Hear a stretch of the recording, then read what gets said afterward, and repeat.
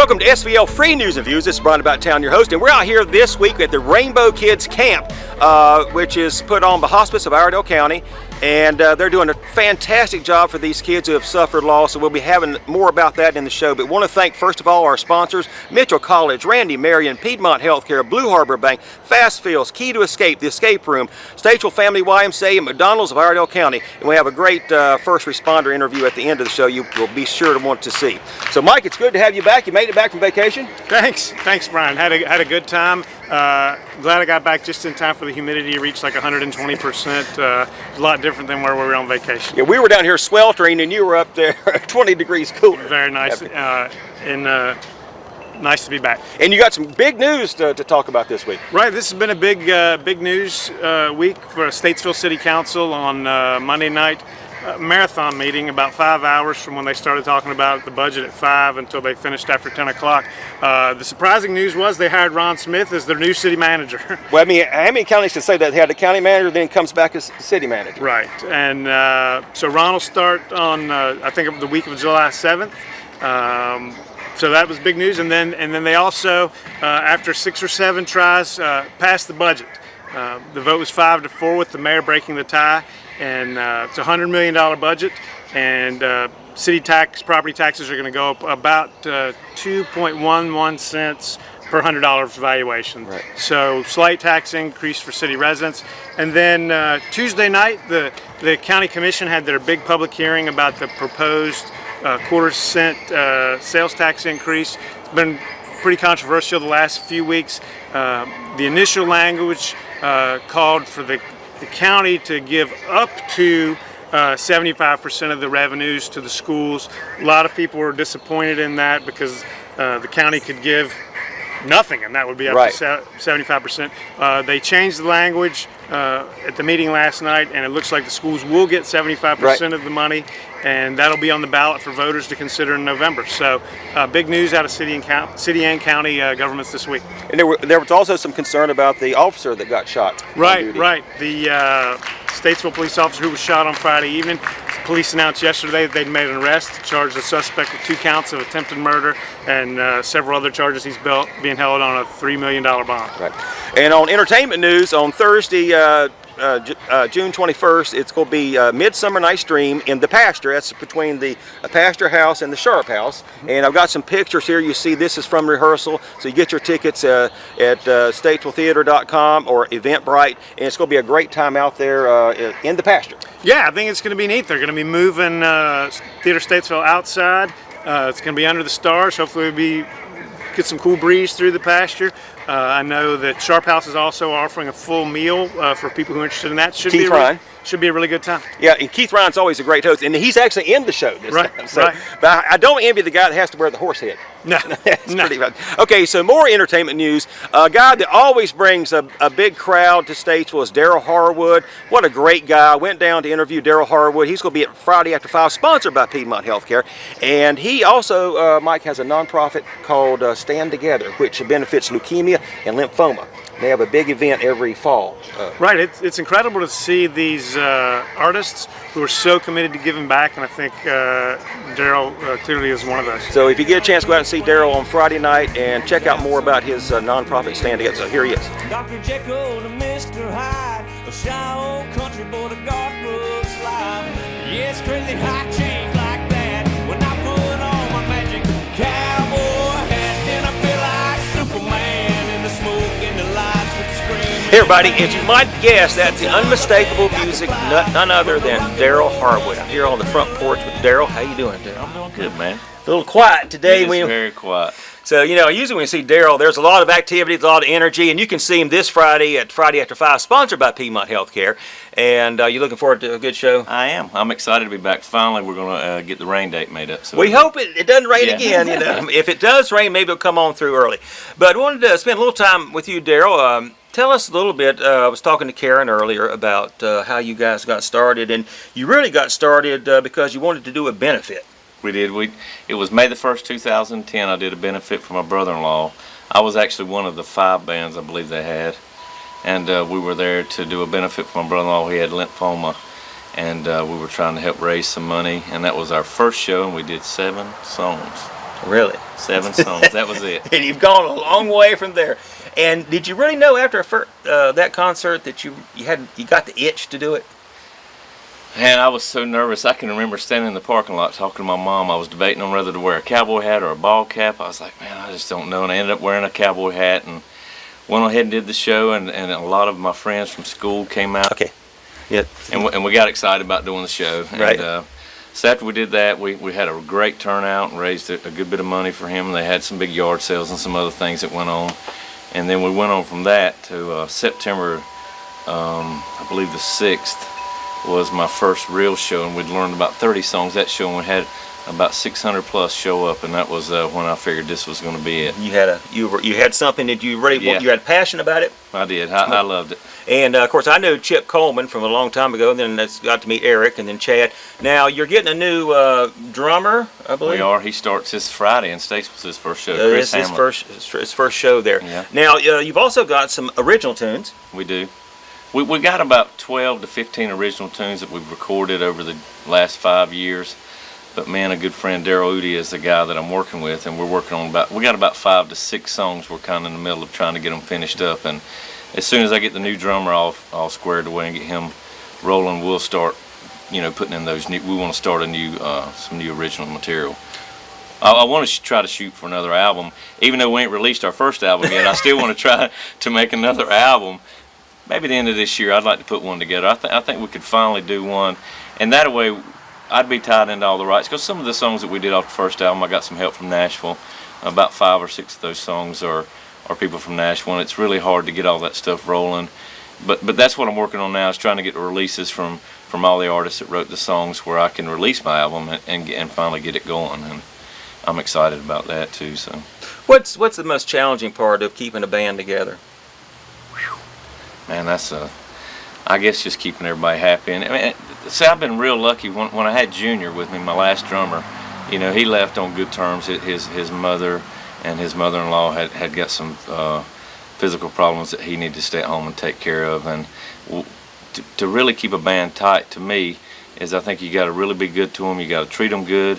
And most of the band guys I play with, you got to keep them busy. If you don't keep them busy, they'll go find somebody that will. That's right. And so, we still try to shoot it. This year I was out 3 months, the first of the year with a knee replacement. And I think we're still going to hit about 80 to 90 shows this year and miss 3 months of the year. So I'm proud of them. When I thought you told me you were going to cut back a little bit anyway, yeah. But you... Well, the cutback was really the thing. I didn't know how long this knee surgery thing was going to take. And it took me about 3 months, and I was ready to get back at it. Right. So we also want to talk about, we're wearing shirts here, Stand Together. I was the MC last year with the Chillbillies down in beautiful China Grove. Yeah. And the date is September 22nd this year. It will and this is for the Lymphoma Society. Leukemia Lymphoma Society. Leukemia Lymphoma, and raised a good bit of money last year. Last year we did $35,000. Wow. Yeah. And this year we got a lot more people on board as far as some of the local customers around here. The Farmers and Merchants Bank, Stag and Doe, and Gary's Barbecue will help us out with the food. And there's a lot of people getting involved this year, and I'm really hoping to hit 50 this year. And you've already got the bands lined up? I've got the bands. We're going to have Jill Goodson to be part of it. Right. Bad Romeo, Too Much Sylvia, and Red Dirt Revival, and myself. Well, I enjoyed meeting Red Elliott last year. He's really country. I mean, he said I'm country. He is country. And he is good, and just like you're very good. So, well, put September the 22nd down on your calendar. If you had to write a song, I don't know if you can come up with a title of a song offhand you'd like to write. Do you have something to back your mind that you say, I'd like to put it down on paper, but just haven't done it? Man, there's so many things I've tried to come up with, different titles and stuff. Man, a lot of the stuff I end up catching myself writing about or trying to think about, and the guy that helps me, he's real good at doing it. I get caught up in writing real personal songs, and it really makes me connect more with my wife. And it's sad. And what's bad about trying to write songs is I can't have a whole show of sad songs. Well, I can't have a show of all personal songs just for me. So you got trying to find a whole range of music that everybody can relate to. Well, and that's one thing Gina's told me before. She says she loves it when Karen comes on near the end of the show and it looks like Tim McGraw and Faith Hill when you're out there. So, I mean, and of course you could have wrote one this afternoon. We were supposed to meet and you got stuck in traffic. So maybe you could write one called Stuck in Traffic. Stuck in traffic or running late. Running behind, stuck in traffic. So come on out this Friday for Friday at 5, sponsored by Piedmont Healthcare. And also you're coming back to Balloon Fest? I am. I think that's the 19th of October. Yeah, you'll be on the Friday night. Usually on Friday night. Yeah. And then the stand together. So Daryl, it's always a pleasure. And one of the biggest crowds. We always have a big crowd with Daryl. Yeah. And you'll rock it out in Statesville. So thank you very much, Daryl. Thank you, Brian. And I look forward to seeing all y'all in Statesville. So please come out At and only enjoy. 5 years old, it's hard to understand why he can when all the other kids can. His mama holds him tight. She's fighting back her tears. All right, that was a great interview with Daryl Harwood, and you can see he's just such a down to earth guy, but he brings a lot of energy when he goes on stage. So hope you get a chance to go out and see him. And you heard some of his songs there. Now I want to move on. We were here this morning at the Rainbow Kids Camp, and you had an interview with Leanne Darty. Yeah, Leanne and Meredith Fleming, who's social worker here at Rainbow Kids, really provide a lot of information about the important work that they're doing here. Rainbow Kids served over 400 students throughout the county this year. They're in 35 schools, all the middle schools, all the high schools. They're in the charter schools, helping students who are dealing with a significant loss in their life. Now, 75% of these students have suffered an unexpected loss of a loved one, traumatic loss. A lot of times this is a parent or a sibling, and they're just doing great work here, and I was excited to visit with Leanne and Meredith and hear more. Thanks, Brian. I'm here in the heart of Camp Rainbow with Leanne Darty, who's the executive director of Rainbow Kids, and with Meredith Fleming, who's a licensed grief counselor who serves the schools in Troutman and Mooresville. Thanks so much for joining me today. We are happy to be here. No, Rainbow Kids is a free program offered by Hospice and Palliative Care of Iredell County. It's a grief support for children and teens throughout the county who've lost a loved one. That's right. I think this is your 13th year. You're now in 35 schools. You told me you served over 400 students this year. That's right. Tell me a little bit about the heart of the program and why the counseling is so important to these students throughout the year. Well, I really appreciate you and Brian being here today, as we all have a story to tell. And these children, their stories are so powerful because they go through so much at a young age of losing someone special. And with school groups or with camp, all this is provided at no cost to these children. And we go into the schools and connect children with other children that have had a loss, so they see that they're not alone, because one of the main feelings that these children have is loneliness. And by doing the grief support groups, we're licensed clinical social workers, as you said, and we teach them about healthy ways to express their feelings, healthy ways to cope, in a safe place where they can tell their story. No, Meredith, I know you were a Rainbow Kid yourself. You lost your father when you were a senior in high school. You participated in Rainbow Kids as a student. Tell us a little bit about the struggles and challenges these students face in the immediate aftermath of a loss, and then as time goes on. The best way I can think to describe it, and I keep going back to it, is when you face something, a loss that's significant, it kind of feels as if your world stops turning, and everyone else's seems to keep going. And so Rainbow Kids really just stops there with you and helps you find the tools that you need to help move forward. In the immediate aftermath of death and facing grief, you're met with several unknowns and uncertainties. Yeah. And I think Rainbow Kids really just prepares you for what's going to come in the future, challenges that you're going to face, things to expect, anniversaries without your special person, holidays without your special person, my goals for the future. and helped me to see that I could still continue to achieve my goals and finish high school and go on to college and go on to the workforce. So really, I think the most important thing is that it just helps you keep going and move forward. That maybe we know for a couple of reasons. We see children that may stop for a semester, something may come up and they want to come back to group, and they know that Rainbow Kids is there to be there to support them. But then they also want to help other students, to say, you know, I'm getting through this. This is how I got through this. Let me tell my story and give you encouragement. They encourage one another. But we also do a survey. We do a survey with the counselors to ask them how the students are doing with their grades, attendance, and behaviors. Because sometimes when you've had a loss, you don't want to go to school. You don't want to get out of bed. You struggle with depression. So we get information from the counselors, and we also survey the students, and they tell us about how they're feeling and their behaviors. And after participating in the support group, after 10 to 12 weeks, 95% of the students improve in either grades, attendance, or behavior. And that behavior a lot of times is their coping skills. The week and what you see. Camp Rainbow it is very powerful. We do 2 groups a day here, so we really go very strongly with the support groups. And then around those groups, everything we do is about helping to heal their hearts and teach them ways to cope. So we have, there's yoga going on right now, teaching them about yoga and how to breathe and how to deal with stress in their bodies. From karate, we have the crafts that we do here are so special. We have an amazing group of volunteers. We made angels that Jennifer Scott donated, and they were able to make things that they'll have for a lifetime to treasure. So every minute is packed. Well, I think the community really has embraced and supported the work that you're doing through Rainbow Kids. Tell us a little bit about how they can support your work throughout the year. Well, you talked about the Rainbow Kids Ride and Run. That is our annual fundraiser for Rainbow Kids. So coming out always the last Saturday in April and participating. You can walk, run, or volunteer. You can come volunteer at camp.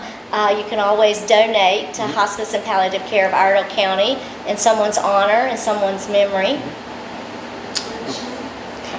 And we have functions. We have the gala coming up. The end of September for hospice, and we're going to have some silent auction things there. But what's also very special that I forgot about, because this is our second year doing this, is the Rainbow Kids Luncheon. Okay. The Rainbow Kids Luncheon will be held at the Statesville Civic Center on Wednesday, October the 10th.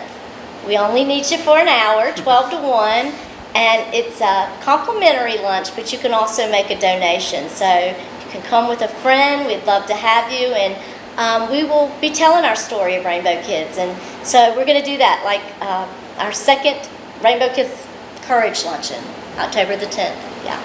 All right. Well, thank you both so much for joining me, and thank you on behalf of the community for all the work you're doing. We thank you. We thank you and all the community.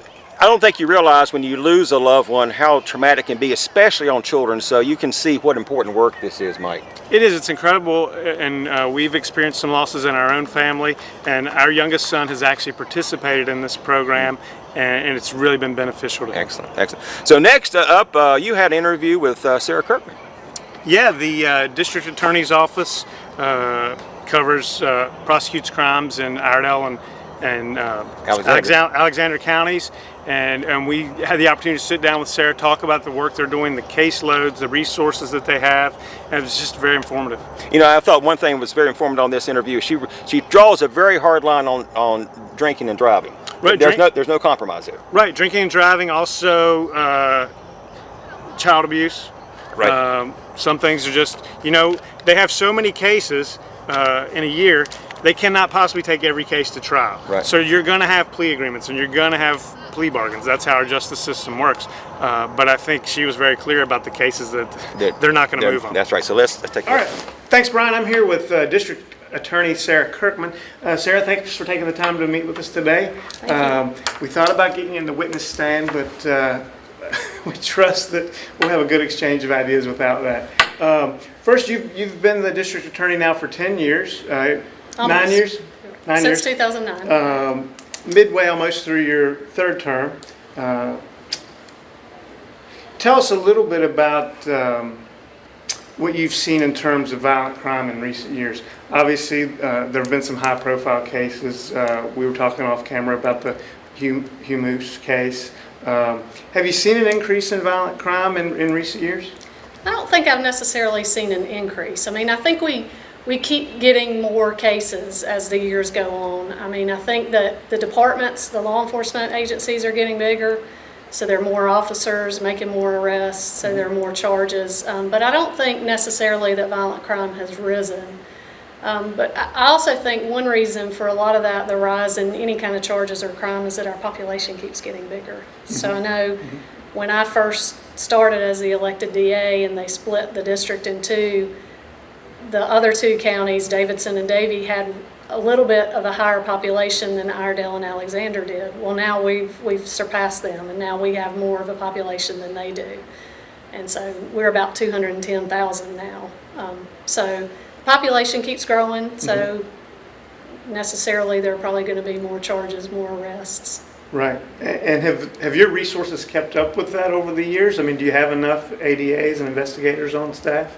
I don't think you could talk to any elected DA in the state who would say they have enough people to keep up. Okay. But I have 13 assistant DAs. I also have 12 legal assistants that help. I have one investigator and I have one administrative assistant. Included in those numbers, I have 4 victim assistants, legal assistants, who are grant funded. So they come from a Governor's Crime Commission grant, and they provide direct victim services. So they've been a big help to the office. I also have one county-funded assistant DA who focuses on the jail population. Well, let's talk a little bit about that position. I know that's kind of a program you put together with the county and the sheriff to work on keeping the jail population down. Tell us a little bit about how that works and what kind of savings taxpayers have seen from that. Okay, so how that works is I have one assistant DA who's dedicated to looking at the jail population here in the county, and she would go in and see court dates for these people who are in jail, low-level crimes, nothing serious, nothing violent, and look to see if, say, a magistrate set a court date somewhere 2 months down the road, if she could move it up to where we could do it sooner. That way the person could go ahead and get whatever sentence they're going to get and maybe get out of jail. Maybe even in some serious cases, we may move them up and they would do their case sooner and they would get on to prison. But either way, they would get out of jail. And then the cost savings would be the amount of money that would be saved in the fewer days that people spend in jail. And so at $73 a day that it costs to house a person in jail, over the last 6 months or so, when I went back and looked, the cost savings has been about $50,000 or $60,000 a month. So that's more than paid for the position that the county's funded. And the commissioners just agreed to continue that program the next budget year, right? That's right. Okay. We mentioned DUIs a few minutes ago.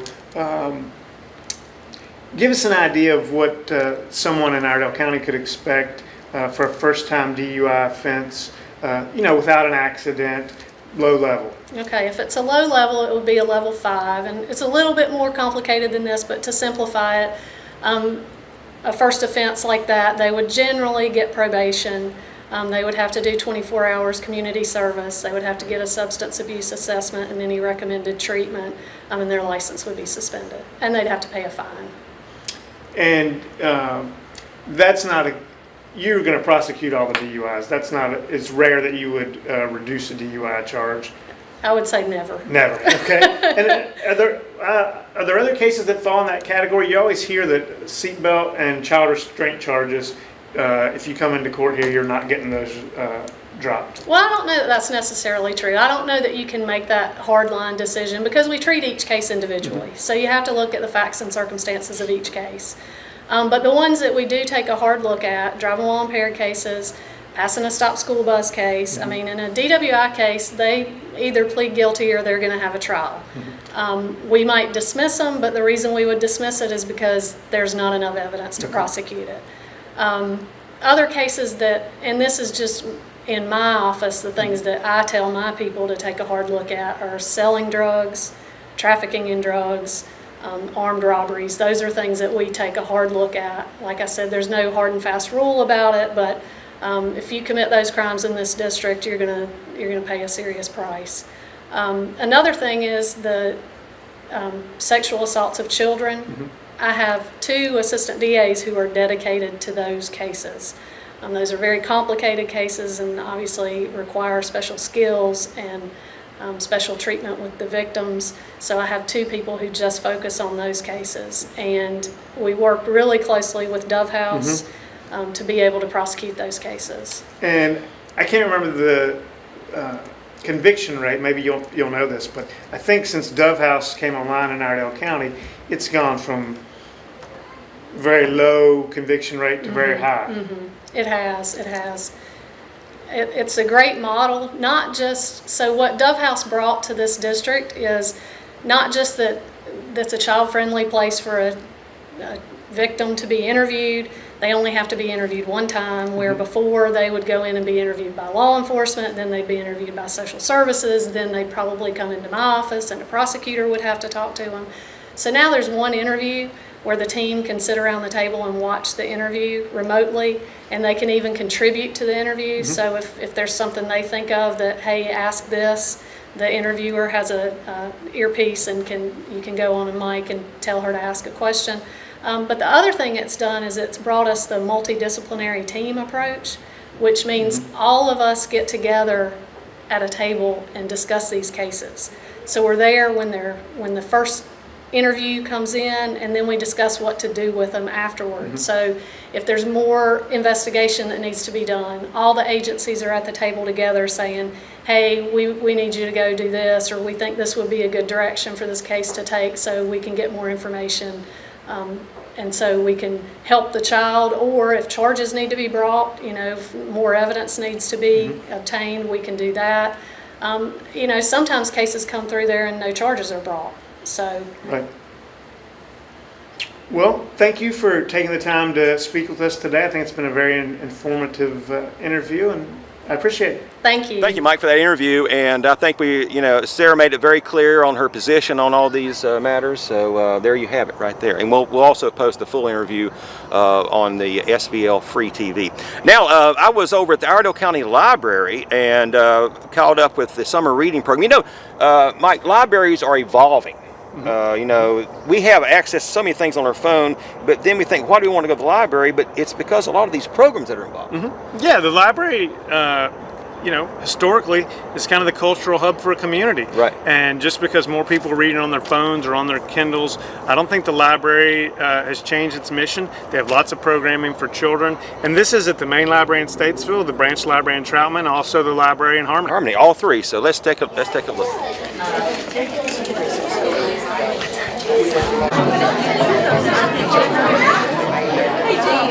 Find amazing books. So thank you for coming to the library today. If you have not signed up for summer reading yet, please do. It would read Captain Underpants Rule Summer. All right? Dog Man, comics, gross stuff. Read what is fun to you and what your child wants to read. And I promise not to judge anything that you adults check out. Okay? Awesome. So, when you sign up for summer reading,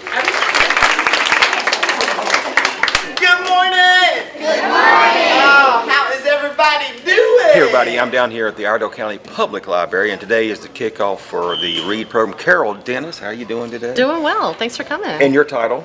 I am Youth Services Manager here for Iredell County Public Libraries. And this is the summer reading program we have going on today? Yes, Libraries Rock is our theme for this year. Libraries rock. Libraries do. Libraries are evolving these days. I think Yes. a lot of changes going on, but it's still a valuable resource for children and adults alike. Yes. And so what can we look forward to this summer with the reading program? Well, we want to encourage everybody to read for fun, You know, they're obviously during the school year, kids are reading because they have to. It's homework. It's assigned. Right. But we also want everybody to view reading as an entertainment choice. So you might choose to go to the movies. Guess what? Movies started as stories that somebody wrote down. Right. Usually starts as a novel. Yeah. You might go to a concert. Hey, guess what? Songs written down. Poems. Right. You know. So you might discover something amazing here at the library, and we want you to choose something fun to read. And my job is to help everybody from birth through age 18 figure out what's something fun that they enjoy reading. Right. So you have here in Statesville, Harmony, Troutman. and Troutland. So there's a program. Is there any cost? No, everything at the library is free. You don't even have to have a library card to come to programs. You don't have to sign up for summer reading to come to programs. But the big thing is to read. But the big thing is to read. Read, okay. And we've got all kinds of craft programs, reading programs, makerspace programs. There's something happening just about every day at the library. So just remember, it's something you can do this summer, and it's free. Absolutely there you go. free. So come on, Carol. Thank you very much for all Sure, you do thank for you. Statesville and Iredell County, and best of luck for the read across America right here in Iredell County. Libraries rock. As you can see there, Carol Dennis, the Youth Services Coordinator, puts on a great show there, and she's so excited about this program, so I want to thank her and all they're doing at Iredell County. Okay, last up is I got a chance to talk to Devin Bentley. He's a school resource officer, which was part of the issue. You talked earlier about the tax increase. You know, Matt Selbs is telling me that Lake Norman has almost 2,000 students. South Iredell has almost 1,800. Lake Norman has 2 SROs, and they really need another SRO at South. Yes, I don't think you can overestimate the importance of having these officers in the schools. They're building relationships with the students. They're helping the students. I mean, you just look at what happened at Lake Norman earlier this year. The two school resource officers actually helped save the life of a student, helped the school nurse who was on the scene. This student had no pulse. Right. When they got to the classroom, they revived the student. So, you know, it's my opinion we should have a resource officer in every school. Right, and you can hear I asked him the question you really hope you never have to think about, but you have to think about it and be prepared. Is God forbid you have a Columbine or something happens there? How do they go mentally into knowing that something like that could happen, which we hope will not happen? Matt told me it all goes into being prepared to try to get it solved before it happens. Right. So this. Hey everybody, I'm here at the town of Troutman, and this is our first responder of the week, sponsored by McDonald's of Iredell County. I'm here with Devin Bentley. Devin, how you doing? Good, sir. How are you? And you're a kind of a unique first responder because you're a school resource officer at South Iredell. Yes, sir. And tell us a little bit about what are your responsibilities? Maintaining the safety of the school. A lot of times, you know, with 1,700 kids, we have a lot of stuff. A lot of crimes get reported: theft, drug abuse. You know, assaults, anything like that, and I'm responsible for investigating any type of crime on campus. So I know you hardly go a week without some incident. You see it nationally at a school, maybe God forbid a school shooting or some kind of evacuation or lockdown. So what goes through your mind each day when you go to school? I mean, do you anticipate that may happen? Well, it always goes through your mind, and you know, God forbid anything like that was to ever happen, but you know, you play it in your mind on how you would react, how the students and faculty and staff would react. But we practice, you know, lockdown drills. We practice with our staff, you know, making sure everybody knows what their responsibility is to make sure, you know, we have a safe campus. Right. So what kind of advice would you give parents to know if and do they need to be on? I mean, they need to be vigilant, and when they see what their kids are doing, what kind of advice would you give you? I would say, you know, always, you know, talk to your children. That's the big thing. You know better than anybody, and you know, their hobbies, their schoolwork, what they post online. That's a big thing these days with social media. A lot of times stuff gets posted out there or sent, you know, between students or posted, and you know, just be involved in your child's you know, social life. What kind of advice would you give somebody that wants to go into especially a school resource office? What kind of advice would you give them? I mean, it's a dedicated. I mean, you have to have a dedicated, you know, personality and, you know, a will to want to help somebody. And I think with this job, you know, you get to build a lot of, you know, relationships with juveniles and young folk who, you know, you introduce them into law enforcement, And a lot of times you build that, strong bond between them. So when they get out here in the real world, they have a positive influence and a positive outlook on law enforcement. So what would you call a rewarding day for you?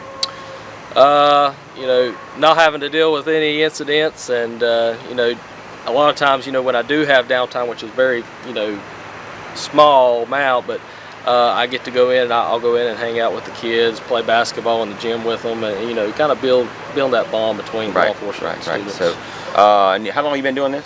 I've been with Troutman for 7 years. I've been out at South for 2 years as a school resource officer.